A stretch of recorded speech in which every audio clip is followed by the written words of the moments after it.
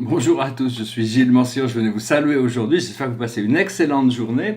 Je voulais offrir guidance, discuter de deux, trois petites idées, surtout peut-être sur un peu de aborder quelques sujets, quelques idées. Une de ces idées, c'est que c'est plus important d'être heureux que d'avoir raison, c'est-à-dire préserver sa sérénité plutôt que d'essayer de convaincre les autres.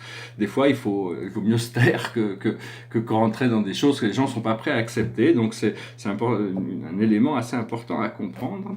Alors la plus haute sagesse pour nous aujourd'hui, c'est le 5 de Raphaël, c'est-à-dire à éliminer éliminer toutes ces déceptions. Hein. Chaque chose a sa raison d'être. Laissez les regrets de côté et concentrez-vous sur les chances d'accéder au bonheur qui s'offre à vous. Cherchez du réconfort. Alors voilà, c'est un petit peu l'idée que on est dans une phase de transition. Le nouveau est pas encore là, mais on nous demande quand même d'abandonner nos croyances sur l'ancien pour avoir une croyance déterminée sur ce qui doit venir.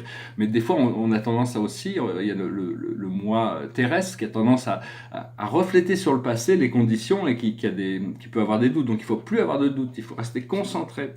Et ce que l'on doit comprendre, c'est le 4 de Raphaël. Bon, j'exprime juste des idées pour les partager. Utilisez vraiment que ce qui résonne positivement avec vous. Hein, c'est évident, c'est une évidence. Des fois, bon, on n'est pas tous affectés de la même manière par les énergies.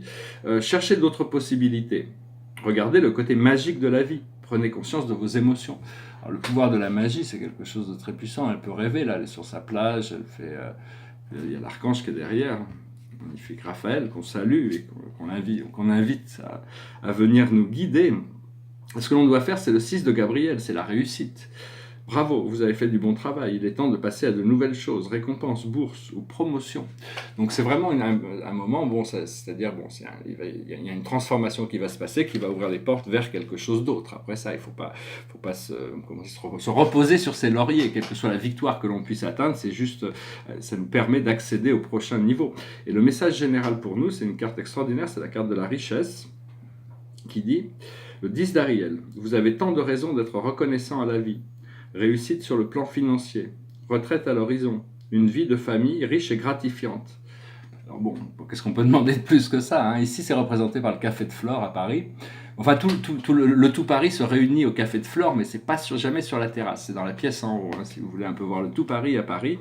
Moi, j'allais pas trop de ma gauche, j'allais plus au Flore, mais enfin bon, ça fait partie des endroits un peu cultes de la capitale.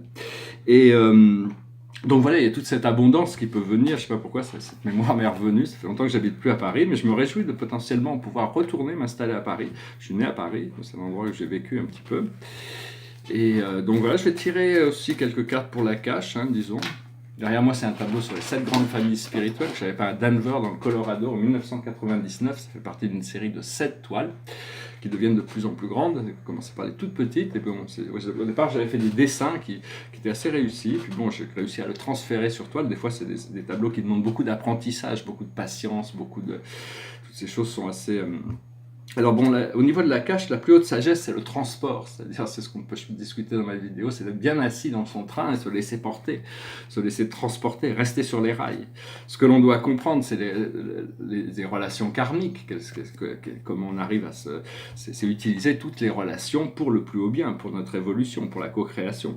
Ce que l'on doit faire, c'est le guérisseur. Il faut guérir, il faut accepter d'être guéri, il faut accepter de la complétion, il faut accepter de lâcher prise sur l'ancien, de voir que toutes les choses qui peuvent remonter, de toute manière, seront intégrées avec grâce et facilité. Il n'y a plus d'accroche négative sur ces choses. Il faut détendre les corps d'énergie qui nous retiennent aux relations qui peuvent être négatives, parce que les relations sont éternelles. À partir du moment où on a créé une relation, elle n'est jamais elle existe. Mais s'il y a des tensions sur la corde, des fois, au niveau, on reçoit des énergies. Donc, il faut pardonner, il faut se pardonner à soi-même, ou il faut détendre les cordes. Voilà, c'est un petit peu l'idée, c'est juste une idée par rapport à la guérison. Mais personnellement, je suis très guidé par cette planète qui s'appelle Chiron, le guérisseur blessé. Donc, c'est des choses en poisson, hein, qui conjonctent mon soleil en poisson. Donc, c'est quelque chose de très fort. Et on arrive, ici, pour l'aboutissant à la carte des Celtes. C'est le retour à la connaissance des plantes, la connaissance de la nature, la guidance de l'esprit naturel. Donc voilà, je voulais aussi parler brièvement, je voulais dire, bon, je pense pas que, après ça, je ne fais que partager mes idées, chacun doit trouver un système qui fonctionne pour lui, mais enfin, il y a beaucoup de sens commun dans toutes ces nouvelles idées. Au départ, elles peuvent être reçues un petit peu comme quelque chose d'un peu conflictuel par rapport au plan linéaire, et donc c'est normal que toutes les nouvelles idées soient reçues avec un peu de méfiance, mais bon, finalement, si ces idées sont bonnes, elles finissent par être acceptées, et d'une génération après, ça devient le sens commun, comme si on avait toujours cru ça. C'est ce qui s'est passé avec la Terre plate, et avec toutes sortes d'autres idées. Donc toutes ces nouvelles idées sur l'ascension vont devenir de plus en plus ancrées au fur et à mesure des générations qui arrivent, mais on est déjà là comme une génération de transition. Ce que je voulais dire, c'est que nous ne sommes pas... les mots, les pensées, les mots et les actions sont les outils de la création, mais nous ne sommes pas nos pensées, nous ne sommes pas nos mots, et nous ne sommes pas nos actions. Ceci, c'est juste ce que l'on fait dans le monde terrestre.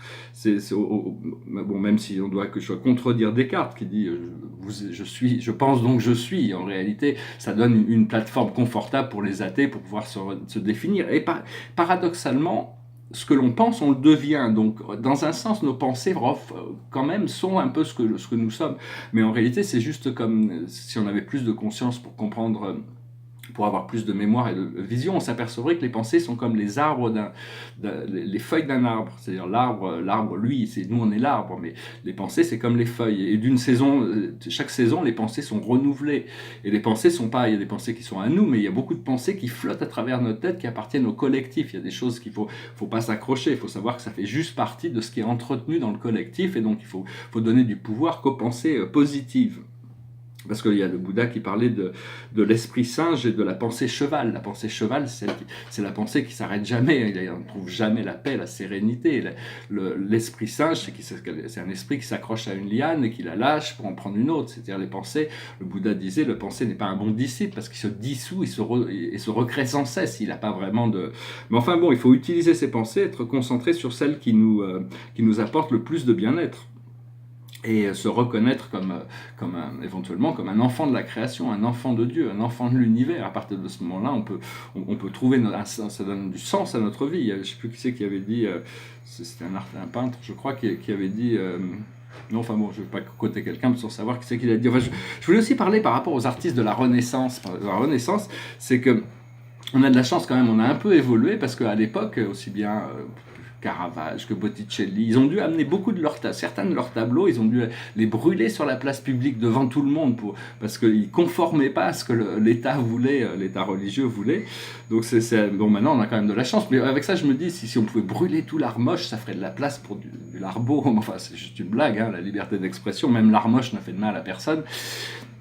Il y a Diderot qui pensait que c'est un des premiers critiques d'art, bon il y a Vasarely, mais Diderot pensait que tout l'art était une inspiration de Narcisse, tout venait de Narcisse, c'était une sorte de réflexion de soi-même, c'était en voyant un Caravage, ce magnifique Caravage qu'il avait, je pense qu'il avait parlé de ça. Je veux dire aussi, il y a Picasso qui avait dit « tout ce que l'on peut imaginer est réel ». C'est quelque chose de puissant, tout ce que l'on peut imaginer est réel, c'est-à-dire qu'il savait que, comme Einstein, que l'imaginaire est plus puissant que ce que l'on peut croire. Je regardais aussi par rapport aux surréalistes, ils étaient déjà assez kantiens, parce qu'ils ont l'idée de transcendance. La peinture surréaliste, c'est une peinture que j'aime beaucoup. Et je regardais un documentaire sur Marcel Duchamp, qui était un des plus grands artistes du XXe siècle, avec Picasso, et qui pensait qu'il y avait deux sortes d'artistes. Il y avait les artistes qui étaient adaptés au temps et à l'espace, qui étaient là pour faire plaisir à leurs contemporains, et puis il y a les vrais artistes qui étaient libres, qui eux ne pouvaient absolument pas s'intégrer dans le monde dans lequel ils étaient. Je trouvais ça assez marrant. Moi j'ai des fois un peu l'impression, bon je pense que ma peinture peut être adaptable, mais enfin c'est un petit peu dans cet esprit, et en sachant que lui-même recherchait, il disait le public qui va venir directement pour mon art n'est pas forcément celui que je veux. Je veux un public réfléchi, un public qui existera dans 100 ou 200 ans. Ça des gens qui ont vraiment compris. Il ne cherchait pas, parce qu'il disait que on a créé des conforts visuels avec ce sens d'esthétique. Il n'aimait pas du tout la peinture abstraite. C'est juste un confort de l'esthétique, mais cette esthétique nous empêche de réfléchir sur les choses des fois. Donc voilà, enfin, c'était juste des petites idées que je voulais exprimer.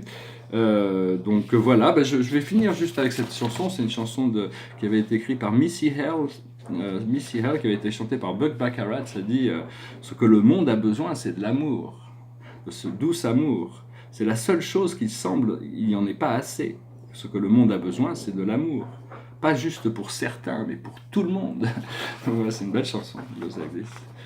What the world needs now is love, sweet love.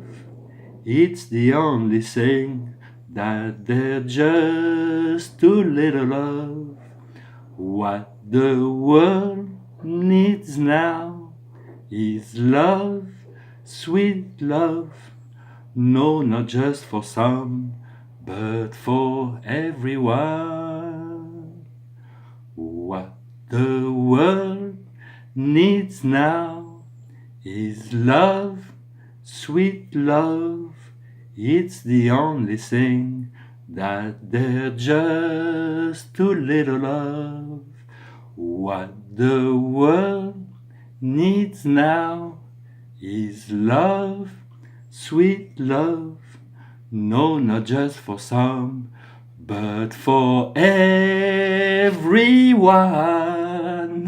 Voilà, je vous remercie. J'espère que vous avez trouvé cette vidéo amusante, intéressante, et que cette journée, se préparer pour toutes ces choses incroyables qui arrivent. Laissez-moi savoir, si le cœur vous en dit, laissez-moi un message. Je vous remercie d'aimer, de partager, de souscrire. Je vous dis à bientôt. Namasté.